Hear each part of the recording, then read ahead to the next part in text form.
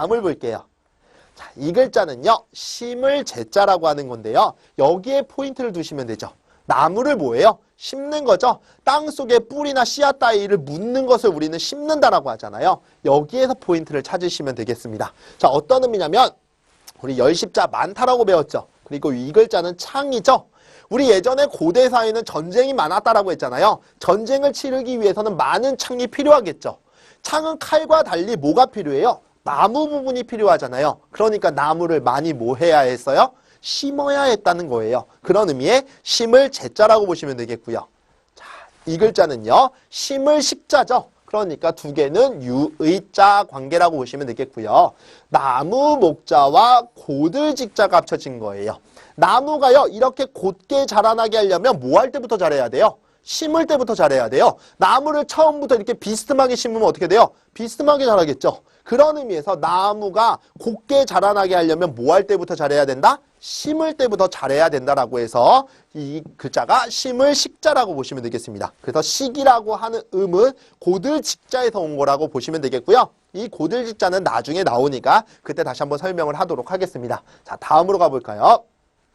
이 글자는요. 속일 사자라고 하는 거고요. 다음 글자는 속일 기자라고 하는 거예요. 그래서 합치면 뭐가 돼요? 사기가 되는 거겠죠. 사기친다라는 게 뭐예요? 남을 속이는 거죠. 그럼 먼저 좀 보도록 하겠습니다. 이 글자는 속일 사자인데요. 자, 이 글자를 먼저 하셔야 돼요. 얘는 잠깐 사자라고 하는 거예요. 어디서 왔냐면 대나무 죽자에서 왔는데요. 대나무에 보면 우리가 특징이 뭐가 있어요? 마디가 있죠. 대나무 보면 이런 마디들이 있습니다. 근데 이 마디가 이렇게 올라가는 거는요. 순간, 잠깐이면 된다는 얘기예요. 왜냐하면 대나무가 우리 부수 시간에도 얘기한 것 같은데 대나무가요. 몇 미터 정도 자란다고 했죠? 한 30미터, 20미터 정도 자란다고 했죠? 보편적으로 그만큼 자라기까지 시간은요. 한 4년 정도가 걸리는데요. 3년 6개월 정도는 땅에 뿌리를 박아요. 그럼 궁극적으로 그렇게 20m, 30m 자라는 거는 6개월 정도밖에 안 걸린다라고 본 거예요. 그러면 잠깐 사이에 쑥쑥 크는 거죠. 그런 의미에서 대나무에 이렇게 마디가 생겨가면서 올라가는 건 잠깐이면 된다라는 의미에서 잠깐 사자가 된 거예요. 그리고 여기 있는 게 말씀 원자죠. 자, 이게 속일 사자니까 사기꾼을 연상하시면 돼요. 사기꾼들 말 굉장히 잘하죠. 굉장히 잘하면서 처음에는 고급 정보를 흘립니다. 정말로 맞는 말만 해요. 그래놓고 그 상대가 어느 정도 인정하고 아 그렇지 그렇지 그렇지라고 얘기한 다음에 어느 정도 이제 안심을 하죠. 마음을 놓쳐. 그때 그 잠깐 사이부터 어떻게 하는 거예요? 그 상대를 속이기 시작합니다. 여러분들 잘 보세요. 사기꾼들의 유형이 뭐냐면 처음에는 고급 정보를 주고요. 정말 맞는 얘기만 해요. 진짜 있는 얘기를 합니다. 그런 다음에 그 사람들이 어느 정도 경계를 풀게 되면 그때 그 잠깐 사이에 뭐래요? 그 사람을 속이는 어떤 말들을 하기 시작한다는 얘기예요. 그런 의미의 속일 사자라고 기억하시면 되겠죠. 자, 유의자라고 했었죠. 이 글자는 속일 기자고요. 기라는 음은 여기에서 왔어요. 이 글자가 그 기자인데요. 의미가 있는 건 아니고요. 그라고 하는 것은 지시대명사 it을 얘기하는 거예요. 그러니까 뭔가 기타 등등 할 때 뭔가 추상적이고 막연한 거, 구체적이지 않은 것을 우리는 그라고 하는 거죠. 말하기 싫은 거. 자, 여기 보시면 이 글자는 함께 공짜라고 하는 거예요. 사람들이 많이 모여서 함께 일하는 거죠. 그런데 유독 두 사람만 저기서 쑥닥쑥닥 하는 거예요. 그래서 찾아가서 야 너희들 무슨 말해? 그랬더니 이 사람들 하는 말 뭔가 구체적으로 얘기 안 해주겠죠? 말하기 싫으니까 아 그거야 그거 이런 식으로 얼버무렸다라고 기억하시면 돼요. 원래 그라고 하는 것 자체가 기타 등등 할 때 쓰이는 거기 때문에 뭔가 추상적인 걸 얘기해요. 그렇게 간단하게 기억하시면 되겠고요. 기라는 음은 여기에서 왔다라고 보시고요. 자, 여기 있는 거 우리 입 벌리다로 배웠죠? 하프문자. 자, 입을 벌려서요. 그것을 감춘다는 얘기인데요. 우리 어린아이들 연상하시면 돼요. 어린아이들은요. 눈앞에 보이는 것만 있다라고 믿는 거죠. 눈앞에 안 보이면 없다라고 생각합니다. 그래서 제가 아이 앞에서요. 그것, 어떤 건지 얘기하진 않았지만 그것을 입속에다가 집어넣는 척을 해요. 응? 없다 라고 하면 아이가 어떻게 해요? 울어요. 진짜 없는 줄 알고. 그거는 그 아이를 제가 뭐 한 거예요? 속인 거예요. 진짜 먹은 게 아니고 먹은 것처럼 했는데도 아이는 없어졌다고 생각하는 거잖아요.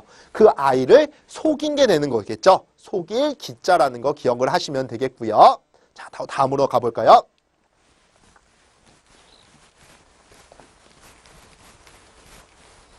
자, 바로 이어서 보겠습니다. 자, 이 글자는 기러기 안자고요. 여기 보시면 우리 굴바위엄 또는 언덕 한자라고 해서요. 어떤 장소를 얘기한다라고 말씀드렸죠.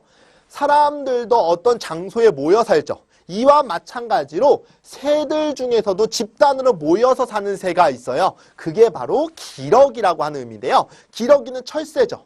철새니까 여러 무리들이 이동해 다닙니다. 그래서 이런 언덕 밑에 사람처럼 모여서 사는 새가 기러기라고 보던 거예요. 자, 여기서 재미있게 불편한 진실에 대해서 하나 알려드릴까요? 보통 우리 남녀가 결혼할 때 남자가 여자 집에 갈 때 그 새 한 쌍을 가지고 간다라고 하거든요. 그때 어떤 새를 가지고 간다고 생각하세요? 어떤 분은 인꼬, 어떤 분은 원앙, 어떤 분은 기러기라고 생각하시는 분들도 있을 텐데요. 자, 불편한 진실에 대해서 말씀드리면 인꼬라고 하는 거는요. 두 새가 서로 마주보는 해요. 자, 인꼬라고 하는 거는요. 새가 마주보지만 한 새가 죽으면 바로 떠나가는 새가 인꼬라고 보시면 되겠고요. 아, 그게 원앙이네요. 인꼬는 뭐냐면 서로 마주보는 듯 하지만 서로 다른 곳을 바라보고 있는 게 인꼬의 특성이에요. 그래서 얼마 전에도 또 무슨 인꼬 부부 하나 파경이 일어났죠? 봐요. 인꼬는요. 같이 있는 듯 하지만 딴 곳을 바라보기 때문에 파경이 일어나는 거예요. 원앙이라고 하는 건 지금 제가 방금 전에 말씀드렸죠? 같이 마주보고 있습니다. 처음에는. 근데 한 새가 죽으면 바로 떠나는 새가 원앙이에요. 그런데 기러기라고 하는 새는요. 같이 마주보고 있지만 한 새가 떠나도 그 자리를 지키는 새가 바로 기러기라고 본 겁니다. 그래서 결혼할 때 우리 기러기 한 쌍을 가지고 가는 이유가 그런 데서 있었던 거예요. 그럼 남자분한테 질문을 좀 해볼까요? 남자분들 이제 나중에 결혼하실 건데요. 여자분들에게 어떤 새를 선물하고 싶으세요? 인꼬죠? 자, 농담이었고. 여자분들은 그러면 상대적으로 어떤 새를 받고 싶으세요? 네, 원앙이라고요? 네, 아니죠. 자, 기러기일 거라고 생각합니다. 그런 의미의 기러기 안자라고 기억하시면 되겠고요. 자, 다음을 가볼까요? 따라하겠습니다. 기러기 홍. 자, 이 글자 두 개가 유의자 관계가 되겠죠. 자, 여기 보시면 이 글자는 강강자인데요. 어떤 의미냐면 물이 있고 만들다가 있죠. 물이 모여서 만들어진 게 강이라고 본 거고요. 이 새는 철새이기 때문에 강 하류에 들려서 물을 먹는 거예요. 그때나 볼 수 있는 새가 바로 기러기라고 봤던 거죠. 그래서 이 글자는 기러기 홍자라고 기억하시면 되겠고요. 둘의 관계는 유의자 관계라고 기억하시면 되겠죠. 다음 글자는 차례 질자입니다. 자, 차례라고 하는 건 뭐예요? 어떤 순서를 얘기한다라고 보시면 되겠고요. 자, 벼가 있죠. 그 다음 이 글자는 이를 실자라고 하는 건데요. 어떤 의미냐면 우리가 화살 시자로 배웠죠. 근데 화살을 너무 높이 쏘아 올린 거라고 보시면 돼요. 하늘 높이 화살을 높이 쏘아 올렸는데 그게 내 눈의 시야에서 사라져 버렸습니다. 그러면 그건 뭐 한 거예요? 잃어버린 게 되는 거죠. 그래서 이를 실자가 되는 거고요. 우리 항상 벼농사를 지은 다음에 우리 가을이 되면 수확이라는 걸 하잖아요. 수확을 해놓고요. 그냥 아무데나 방치해 두면 이게 있는지 없는지 몰라서 다 잃어버리게 되겠죠. 그러니까 벼를 수확한 다음에는요. 잃어버리지 않기 위해서는요. 한 켠에다가요. 순서대로 차곡차곡 쌓아 놓아야 된다는 의미에서 차례대로 쌓아야 한다. 그런 의미에서 차례 질자가 된 거라고 보시면 되겠고요. 자, 다음을 볼까요? 자, 이 글자는 차례 서자입니다. 자, 이 글자는요. 나, 여자, 1인칭을 얘기하는 거고요. 어떤 의미냐면 자, 우리 많다 뒤집은 거라고 말씀드렸었죠. 자, 많다, 갈고리가 있죠. 우리 집에요. 뭔가 큰 일이 있어서 많은 갈고리를 가지고 농사를 지으러 나가요. 그럼 거기서 가장 열심히 해야 되는 사람이 누굴까요? 나라고 보는 거예요. 왜냐하면 우리 국가적으로도요. 어떤 중요한 일이 있으면 캠페인을 벌이죠. 그거 누구부터 해야 돼요? 나부터 해야 되는 거죠. 그런 의미의 나라고 보시면 되겠고요. 자, 이 글자는 집을 뜻하는 거죠. 우리 집에서는요. 나라고 하는 순서가 있겠죠. 서열할 때도 쓰이는 글자인데요. 집에서요. 나까지 내려오는 순서가 다른 말로 뭐예요? 차례라고 볼 수 있는 거죠. 예를 들어서 예전에는요. 아버지들이 어떤 책이나 장난감이나 이런 걸 사오십니다. 그럼 누가 가장 먼저 가지고 놀아요?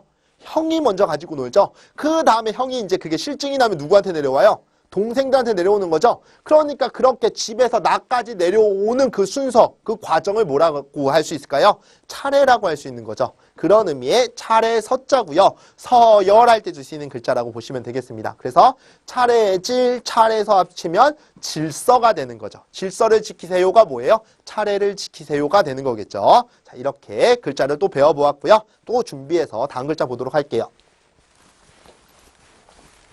속도가 좀 빠르다라고 생각하시는 분들은 자, 플레이 배속을 여러분들이 좀 조절을 하셔도 도움이 될 수 있겠네요. 자, 다음을 가볼까요? 자, 이 글자는요, 업신여길 모자라고 하는 건데요. 업신여기는 게 뭘까요? 누군가를 무시하고 깔보는 것을 업신여긴다라고 하는 거예요. 모라는 음은요, 어미 모자에서 온 거고요. 자, 이 글자를 이렇게 합치면 매양 매자라고 하는 거예요. 매양이라고 하는 거는요, 매번 변치 않는 모양을 매양이라고 하는 건데요. 자, 어미 모자가 있죠. 그 다음에 사람이 있죠. 자, 이 어머니라고 하는 사람은요, 우리 아이들, 우리 자식들을 사랑함에 있어서 그 모습이 변해요? 변치 않아요? 변치 않겠죠? 그것을 매양이라고 하는 겁니다. 그 다음에 사람이 있는 거죠? 이 사람을 매일같이 깔보고 무시하는 겁니다. 그걸 다른 말로 뭐라고 해요? 업신여긴다라고 하는 거죠. 우리 요즘에 사회적으로 대두되는 게 뭐예요? 우리 왕따 이런 사건들이 있잖아요. 그게 뭐예요? 누군가를 매일같이 괴롭히고 업신여기고 무시하는 거잖아요. 그런 의미에서 만들어진 거라고 보시면 될 것 같고요. 자, 우리 매양매자가 나왔으니까 참고로 이 글자가 들어가는 글자에 대해서 좀 말씀을 드리면 여기에 나무 목자가 들어가면 매화매자가 돼요. 매화라고 하는 거는요, 우리 이른 봄에 피는 거죠. 매양, 변치 않는 모양으로 항상 이른 봄이 되면 꽃을 피우는 나무가 있어요. 그게 매화나무고 거기서 피는 꽃이 매화꽃이라고 기억하시면 되겠죠. 그 다음에 여기에 또 우리 다루다라고 하는 부수가 들어가면 민첩할 민자가 되는 거예요. 매일같이 반복해서 변하지 않는 모양으로 매일같이 어떤 일을 다루면 어떻게 돼요? 그쪽에 속도가 나겠죠. 행동이 민첩하다라는 의미가 되는 겁니다. 쉽게 생각하면 우리 생활의 달인 있죠? 그 사람들 매일같이 똑같은 일을 다루어서 하는 거잖아요. 그러니까 그쪽에 속도가 나고 행동이 민첩하다라고 볼 수가 있겠죠. 그 다음에 여기에 실사자까지 들어가면 번창할 번자가 되는 거예요. 매일같이 민첩하게 실을 뽑아내서 그 실로 옷감을 만드니 사업이나 가게가 번창할 수밖에 없겠죠. 뭐 참고로 알려드린 거니까 이런 것들도 여러분이 기억을 해두시면 좋을 것 같습니다. 자, 다음으로 가볼까요? 자, 이 글자는 업신여길 멸자가 되는 거예요. 업신여길 모, 업신여길 멸, 유의자 관계죠. 모멸감이라고 들어보셨나요? 모멸이라는 게 뭐예요? 누군가가 나를 깔보고 무시하는 걸 모멸감이라고 하는 거죠. 그때 쓰이는 글자고요. 자, 여기에 있는 글자는요, 수자리 숫자라고 하는 건데요. 자, 그렇게 해석을 하면 말이 잘 안 되니까 여기에서는요, 이와 유사한 글자를 가지고 설명을 하도록 하겠습니다. 자, 이 글자는 개술자라고 하는 건데요. 어떤 의미가 있냐면, 자, 창과자가 있죠. 창과 같이 날카로운 이빨을 가지고 있는 놈이 있어요. 그 놈이요, 목을 베려고 하니까 으르렁거리는 겁니다. 그때 이거 하나 던져주면 이놈이 잠잠해져요. 이게 뭐냐면 개벽다구예요. 개벽다구 하나 던져주면 이놈이 잠잠해집니다. 대표적인 짐승이 개라고 볼 수 있는 거죠. 다시 연상하면 창과 같이 날카로운 이빨을 가지고 있는 짐승인데요. 이놈을 칼로 베려고 했더니 이놈이 어떻게 해요? 으르렁거리죠. 그때 이거 하나 던져주니까 말 잘 듣는 거예요. 그 짐승이 개라고 보시면 되겠죠. 사실은 이게 수자리 숫자기 때문에 이렇게 쓰시면 안 되는데 이해를 도모하기 위해서 개를 가져다 썼다라고 보시고요. 쓰실 때는 항상 이렇게 쓰시는 게 아니고 옆으로 찍다 형태로 쓰셔야 됩니다. 그거는 참 반드시 유의하셔야 되겠고요. 자, 그 다음에 여기 있는 거 우리 그물로 배웠죠. 그리고 풀로 배웠죠. 우리 짐승 중에 왕이 누구예요? 호랑이겠죠. 호랑이를 잡아다가요, 개 취급하는 거예요. 어떤 식으로 개 취급했냐면 호랑이라고 하는 짐승은요, 우리 야생이에요? 가축이에요? 예, 야생이죠. 근데 그물처럼 가두어 놓고 가축처럼 기르는 겁니다. 그 다음에 호랑이라고 하는 짐승은 육식이에요? 초식이에요? 육식이죠. 근데 풀만 먹여요. 이게 호랑이를 지금 뭐하고 있는 거예요? 업신여기고 있는 거죠. 호랑이는 없지만 이야기를 구성하자면 호랑이에게 개 취급을 하고요.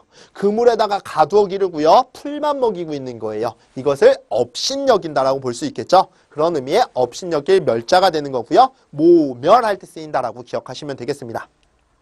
자, 다음 글자는 지름길 경자예요. 지름길이라고 하는 건 뭘까요? 가장 단시간에 갈 수 있는 빠른 길을 우리는 지름길이라고 하는 거죠. 경이라는 음은 여기에서 왔어요. 이 글자가 물줄기 경자라고 하는 건데요. 물줄기가 뭐예요? 물이 흐르는 그 선을 물줄기라고 하는 거죠. 자, 여기 보시면 냇물이 있죠. 그 다음에 모이다가 있고 만들다가 있죠.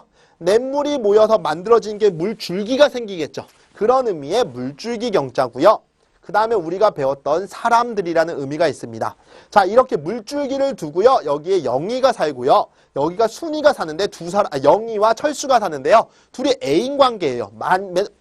보고 싶겠죠? 계속. 그런데 여기 물줄기가 금육이기 때문에 여기에 잘못 지나가다가는 죽을 수가 있죠. 그래서 항상 만나려면 어떻게 해야 돼요? 돌아가야 돼요. 근데 거리가 멀죠. 그러니까 철수가 영희를 만나러 가는데요. 목숨을 걸고 이 물줄기를 계속 건너가는 거예요. 그 이유는 이 길이 단시간에 가면서도 가장 어떤 길이에요? 빠른 길이기 때문에 그렇겠죠. 그런 길을 지름길이라고 연상하시면 되겠습니다. 다시 한번 말을 정리하면 사람들이 물줄기를 건너려고 하는 이유는 그 길이 가장 단시간에 빠르게 갈 수 있기 때문인 거죠. 그런 길을 지름길이다라고 보시면 되겠네요. 자, 다음을 볼까요? 자, 읽을 글자는요. 지날 경자라고 해요. 지난다는 얘기는 뭐예요? 어떤 선을 거치고 가는 거라고 보는 거죠.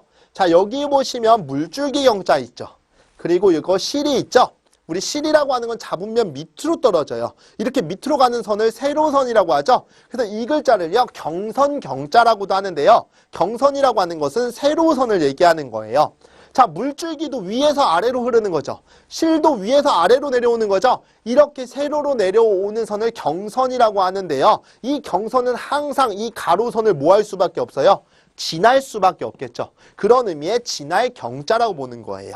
그래서 이 글자 지날 경자라고 기억하시면 되겠고요. 또는 경선 경자라고 기억을 하셔도 되겠습니다. 네, 이어서 다음 글자를 보도록 하겠습니다. 이 글자는 시줄 위자고요. 시줄이라고 하는 것은요. 이렇게 가로로 놓은 선을 시줄이라고 하는 거고요. 그래서 가로선이라고 보셔도 되겠습니다. 자, 여기 보시면 실사자가 있죠. 실이라고 하는 건 우리 밑으로 떨어지는 선이라고 했습니다. 그래서 세로선이라고도 보시면 될 것 같고요. 자, 이 글자는 우리가 배웠습니다. 부수 시간에 막다라는 의미가 있었죠. 이 세로선을 막아서는 선이니까 가로선이라고 볼 수 있겠죠. 그 선이 바로 시줄이라고 보시면 되겠고요. 이 글자에 반대되는 거 우리 방금 전에 배웠습니다. 지날 경자가 되는 거죠. 다른 말로는 경성경자라고도 한다라고 했습니다. 그래서 경위 할 때 쓰이는 글자고요. 경도, 위도 할 때 쓰이는 글자라고 보시면 되겠습니다. 자, 다음으로 가볼까요? 자, 이 글자는요. 구역 구자고요. 구역이라고 하는 것은 갈라놓은 지역을 얘기하는 건데요. 자, 우리 필통 같은 거 보면 이런 식으로 색연필, 여기에는 뭐 크레파스, 여기에는 지우개, 여기에는 샤프심 이렇게 물건들을요 감추듯이 해가지고 물건을 놨죠. 그러한 하나의 갈라놓은 지역을 구역이라고 한다라고 보시면 되겠죠. 이 안에 있는 글자는 물건품자고요. 물건을 쌓아 올린 모습, 그 상형 모형에서 온 글자라고 보시면 되겠습니다. 그래서 이 글자는 구역 구자라고 보시면 되겠고요. 또는 나눌 구자라고도 해요. 이렇게 지역을 나누어 놓았다라고 해서 나눌 구자라고도 하고요. 자, 다음 글자 볼까요? 자, 이 글자는요. 토할 구자라고 하는데요. 자, 여기 있는 거 우리 구역 구자였었죠.